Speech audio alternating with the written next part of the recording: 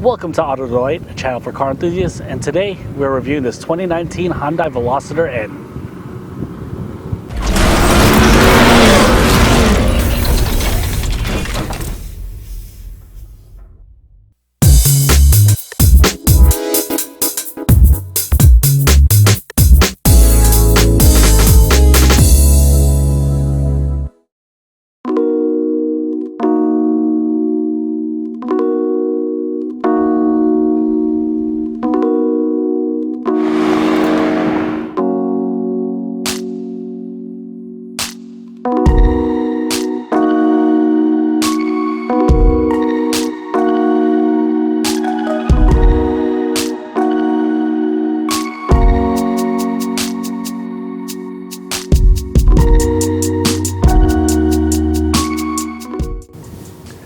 Hyundai is a car company that has matured over the past 3 decades. You come up with the Korean Supra in the early 90s that was disappointing, and they're known for their econoboxes that didn't do as well as the Japanese counterparts or the American counterparts. Shit, I would rather own a Saturn than own a Hyundai back then, but I ate my words. Going into late 2010, they came out with the Genesis Coupe, which was an amazing car. And then in the mid-2015, 2014, they plucked the guy from the M division who led the M division for BMW for a long time and created the N division. Created one letter off. And now we got the Hyundai Veloster N, which I am looking forward to telling you guys more about it.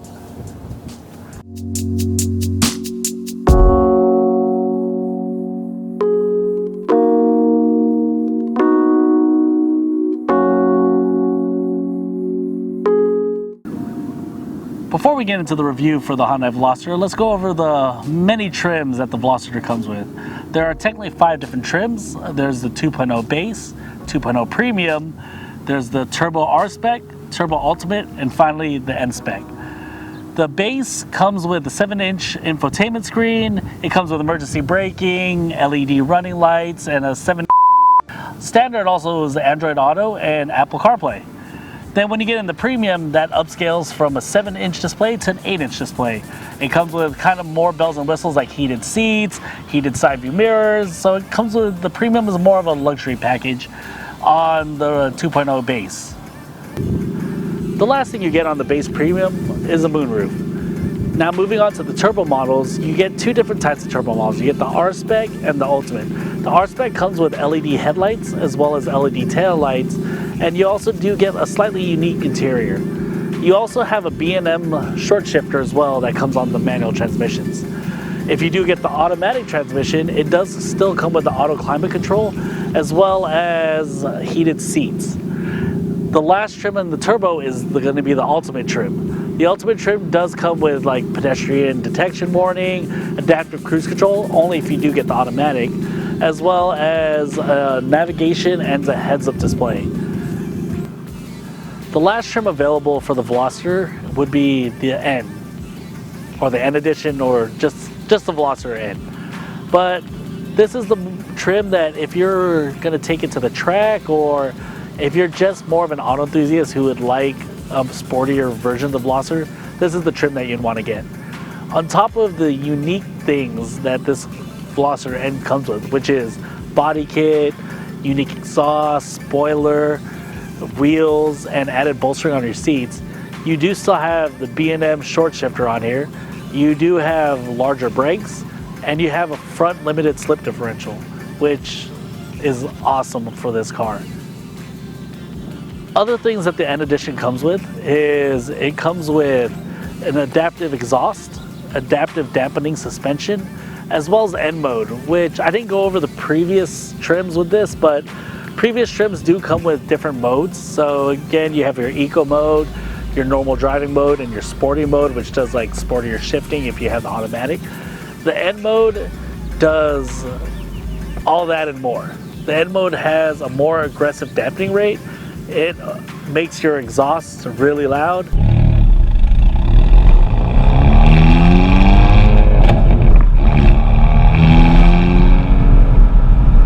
It rev matches, which is great, and rev matching was another feature added to the N edition. and it's just all around a more aggressive setup. If you wanted to, there is a custom setup that you can do where you can manipulate all of those adjustments and still make it comfortable and sporty at the same time. You have that option, and I'm really glad Hyundai did that.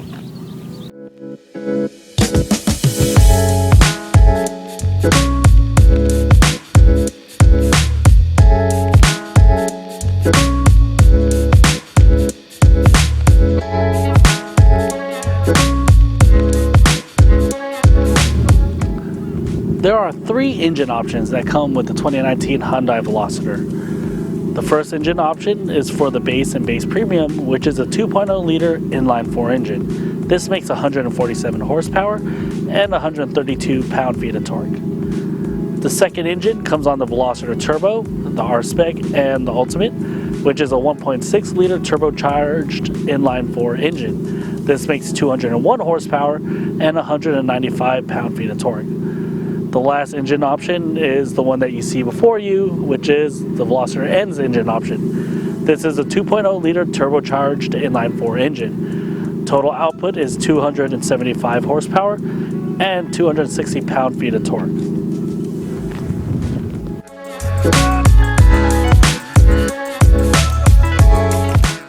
Now that we've gone over the trims of the car, it's time to go over the exterior, and I just want to let you guys know right now that I'm a sucker for hatchbacks, so when the opportunity came to do a car review on this, I couldn't say no. I just love the way hatchbacks look. I love the flatter rear and the swooping like roof, so I can't say a lot of bad things about the look of this car. Though one unique feature that this car does have is it has a rear door here on the passenger side, but on the driver's side, you don't have a rear door. It's just one panel. But the cool thing is, on the passenger side, you do have a powered window too. So it's pretty cool. You can roll down one side of your windows on the rear, but not the other. Another thing to note on the exterior of this car is the rear. You do have a more aggressive spoiler, as you can tell, that do come with dry carbon fiber end caps, which I thought was a nice detail. Another thing to note too on the rear was that the exhaust moved from the center of the car to the sides, which I'm a little bit disappointed about. I really like the quirkiness of a center exhaust on this car. The rear window is pretty cool. Nothing really to note there, but if you notice, the aggressive spoiler does go into your rear window space, which we'll talk about more during the driving impressions, but kind of hinders your rear view. Lastly, I wanted to note was the mud flaps. The owner added those himself, and it's a nice functional taste. It does protect the car from all the rock chips and stuff, but also it adds a nice look, and having the red font really accented the car well with the rest of the red accents on the car. So owner has really good taste. The last thing I want to talk about in the rear is the third brake light, which is pretty cool. Normally other cars would just have a line, but this decided to go the route of a rear fog light third brake light, and it's an upside down triangle. I thought that was pretty awesome. And lastly, you might try to figure out where you're going to open your Veloster trunk from. I know I was spending a lot of time trying to figure out how to open it too, not realizing that there's a little switch right under here that you can press, and that will go ahead and open it. Another thing I want to note on the Veloster, that if you ever forget what kind of car you're driving, or if you decide to look at this car and not know what it is because it doesn't have badges, look on the taillight. It says it right there.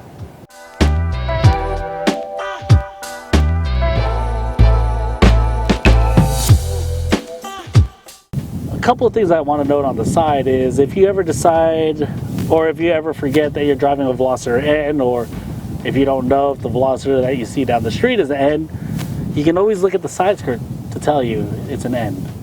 Maybe that's their authentication mark, I don't know.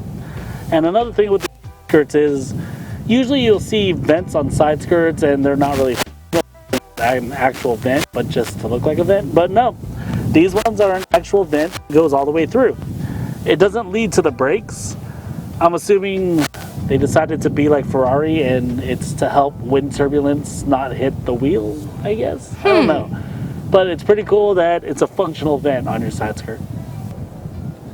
Another thing I want to note on the side of the Veloster N is I'm a sucker for good looking wheels on OEM cars, and this is no exception. I really like these 19-inch wheels that Hyundai has put on the Veloster N. I'm not usually a fan of the kind of brushed or like the aluminum with the gunmetal, but it works well here and it really highlights it, and I actually really do like it. The brakes are the larger end brakes and they look really nice as well, but I don't like it as much because when you look at them like dead on, it kind of reminds me of those caliber covers that you put on like the Camaros and Mustangs and Challengers that do not have the big brakes, and you make it want to look like it has the big brakes. It has that cheap look to it, and even though they're probably not cheap brakes, it has that very flat look that make it look like cheap brakes. So sorry Honda, I gotta give you a little negative on that one. Lastly, I want to kind of go over the front bumper on the side. Like I was mentioning on the side skirt, that the side skirt actually has a functional vent.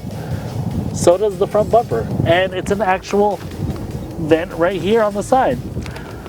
Again, it's probably to reduce turbulence or for better drag coefficient, but the fact that it's a functional vent, I can appreciate.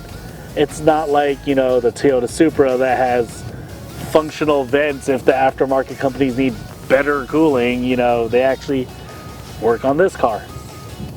So I gave thumbs up for Hyundai to have the functional vents on the side right over here. Too bad that when you're looking at the front bumper, you don't have the functional vents here. These are not vents.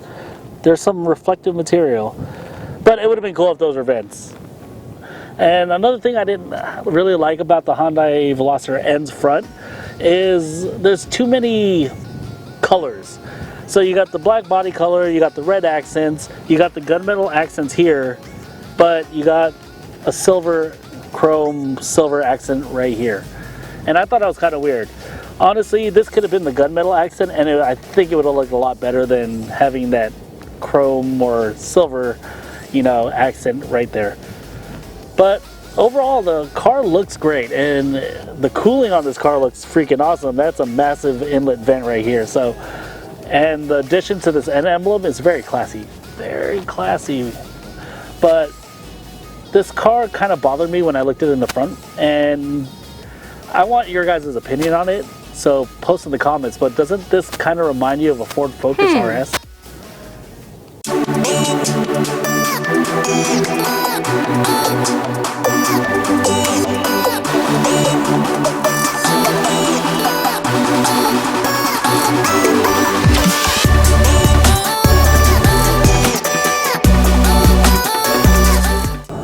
Before getting into the Veloster, there's a couple of things I want to mention in the interior of the car. One is the awesome blue accents on the seat belt, as well as parts of the car as well. You do have the blue accent stitching right here as well on the seats. And I just did the BMW i8 review, and I love those blue seat belts. Even though these are not as vibrant, these are still really cool. I think colored seat belts are becoming a thing now, and I really like that. One thing I didn't like about the Veloster N is the pedal location for the brake and the accelerator pedal. As you can tell, the gas pedal is not on the same axis as the brake pedal.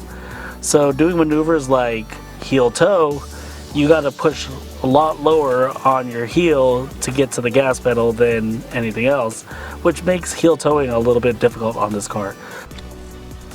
The interior of the Veloster is what can be expected from a car that starts below $20,000. There is a lot of plastic interior pieces where the only soft touch material is the steering wheel. But even though it is all plastic, the interior contains many different textures of plastic that help break up the panels well. The trim around the vents are a gunmetal color, which is a lost opportunity for Hyundai, as the interior of the car is a bit bland being all black. I would have preferred an aluminum silver color or even a shiny light blue color like the seatbelt and accents are. The different textured black plastics also makes its way around the door panels. There are some of the light blue accents where the buttons around the cockpit are, but again is a lost opportunity. Coming from the i8 where there were some lovely LED accent lights, it would have been great to see some of those accent lights in these areas as well. Even though I do like the light blue color, There's just not enough of it in the interior to really pop out at you compared to the yellow accents found in the R-Spec or even the red accents found in the Turbo. I would have loved to see more of that light blue around the cockpit to really differentiate the N car more. To be honest, the interior is a little bit of a letdown compared to the Turbo Ultimate's gray interior, which gives a great color contrast.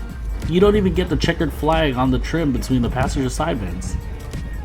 The gauge cluster is reminiscent of a Toyota Corolla and Mitsubishi Lancer Evolution, with the LCD information display being in between the tachometer and speedometer, and the Hyundai places gauges within each other, which utilizes the space well. On the left is the tachometer and engine temperature. There is a lit ring around the tachometer that lets you know when you're coming close to redline, which is pretty cool. On the right is the speedometer and also your fuel gauge. So, in the unfortunate case that you decide to go to the rear seats through the driver's side and not through the actual third door, I'll show you how you guys can do that and how uncomfortable it is to do that, even though you have such a large door to go in through.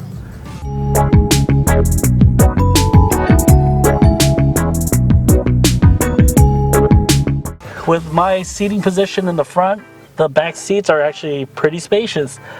I have good leg room between the rear, or between the back of the seat and my knees.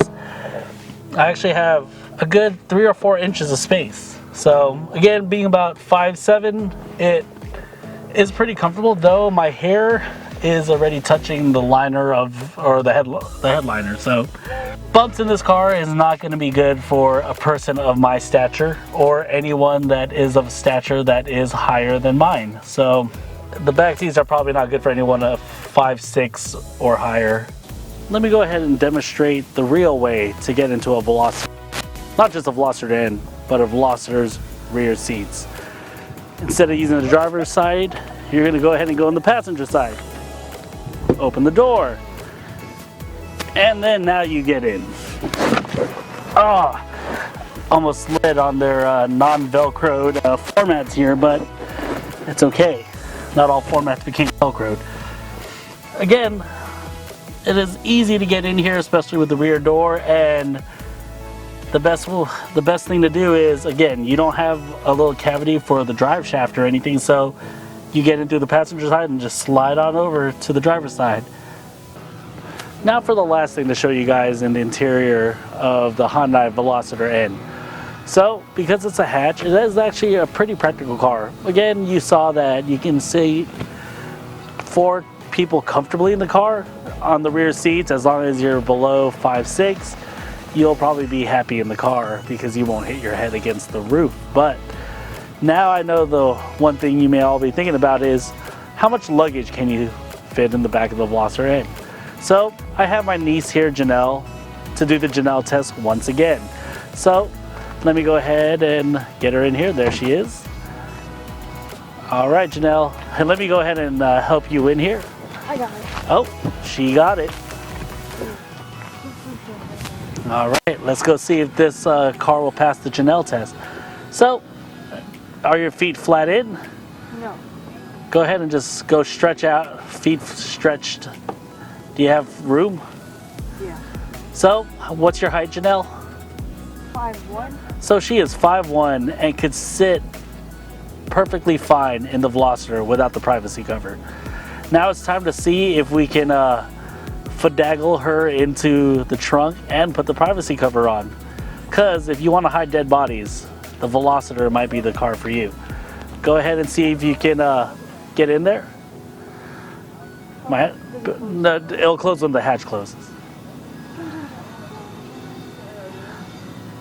All right, I hope you guys give her a round of applause because she's a little contortionist, but she'll go ahead and stay back here. There you go.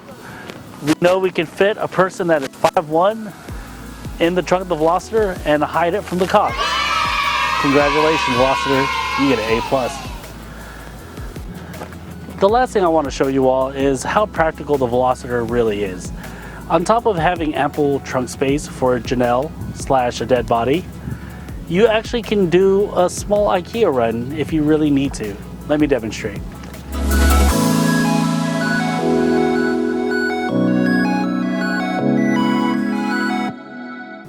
And to put them back up is as simple as going in,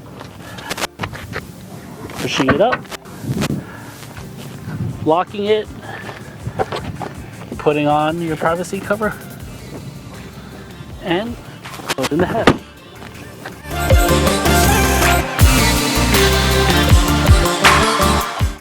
So what is it like driving a Hyundai Veloster N? It's not bad. It's honestly not bad. It's a very fun to drive car. So I've had it for about a full entire day already, and the car, when I first picked it up and I drove it around a little bit, was very underwhelming. And it was because I was actually on normal mode, the normal driving mode. It was really, in normal driving mode, it's really hard to hear there's not really a lot of engine sound as well as exhaust sound. So it made it a little more difficult for me to go ahead and, you know, shift gears or know when to shift, because I usually listen to the car and feel the car. But it was difficult for that to happen in normal mode. Then when I found out about N mode, which is the same mode I'm in right now, oh man, it was loads better. But the drive quality is just not there in it. It's harsh, but it's what you can expect from a tuned sports car. I come from a line of sports cars, and I've had my share of tuning done to the suspension, and it's a harsh ride. Like right now, you can tell how jarring and bumpy it is to just drive in this tunnel, but it's the sacrifice you make. It's, you know what you're getting yourself into when you're driving a sports car. Then the owner actually made a great adjustment. He put it in custom mode. Or in custom mode, he adjusted the suspension so it's comfortable, but still having all the perks of N mode, which does smoothen up the ride a little bit more. It makes it a lot easier to drive, and it makes it easier to drive around the city. Shifting in this car is pretty good.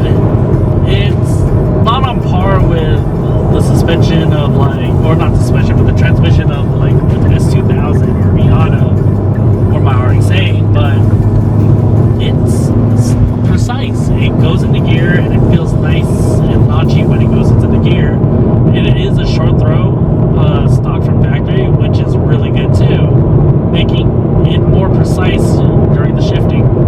But I do like the way you get in reverse. On the Mazdas that I've driven, you have to push down on the shift knob and push it into reverse gear. There's an actual little mechanism that you lift up on this Hyundai to get into reverse, which I find myself liking a lot more and more than pushing down on the shift knob. For some people, the exhaust noise may be a little on the loud side, but that's where Hyundai got you. You have an active exhaust. I personally like the exhaust note. It's nice and aggressive. But being in a freeway long enough and just hearing, you do get a pretty noticeable drone at around 2,000 to 3,000 RPMs. And I can see that drone weighing on you.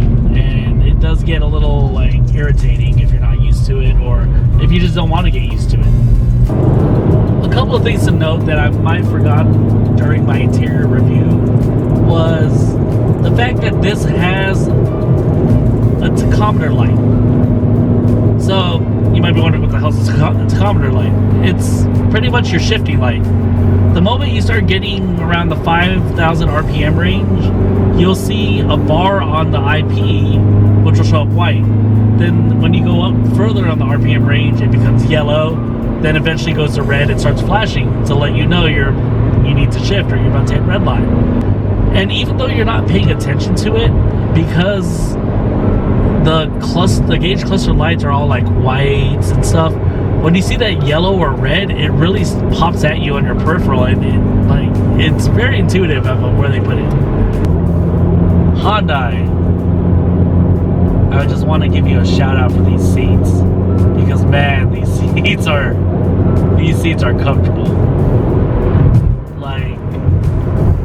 It is hugging me, and I'm feeling very loved by this car. And N mode is pretty cool. So you can tell that you have this screen. It tells you performance timer, your G-force that's what I was having displayed in the center. But it shows you your power, your torque, and your turbo, which is really cool too. Oh man, active digital displays are awesome. But overall, I like the car, and the car is fun to drive, and I'm a guy that's used to not, having a comfortable car and used to having a stiffer suspension, and so it doesn't bug me on this car that much.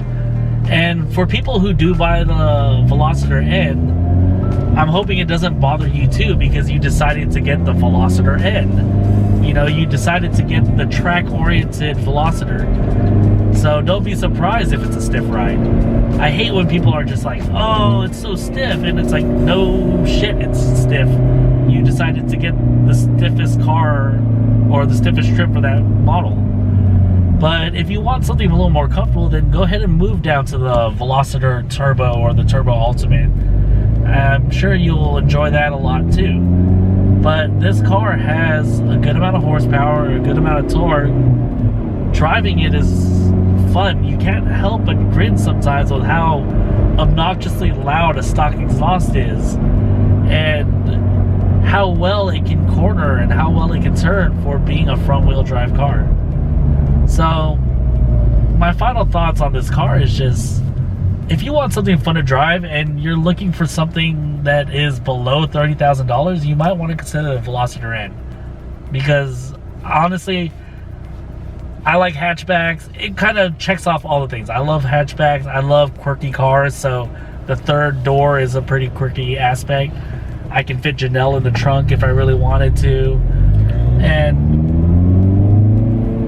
you can just have fun in this car. And that's what I enjoy most about it, is that you can just really have fun in this car and, not be ashamed of, really being obnoxious in it, because it is a fun, quirky, obnoxious car. And I'm really excited to see what other cars the N division will come out with, because this car is already a great car. So I'm looking forward to what their other cars will be. Thank you guys for watching. I hope you enjoyed the content of this video. I know it was a bit long, but I really hope that you guys enjoyed it. Again, if you liked it, definitely hit that like button and subscribe to the channel so you don't miss our future content and stuff. Also, special thanks to Alex once again.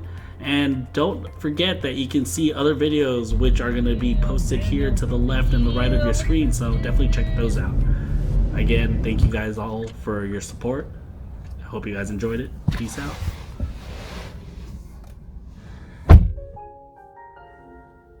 Hi Hyundai, I missed you too.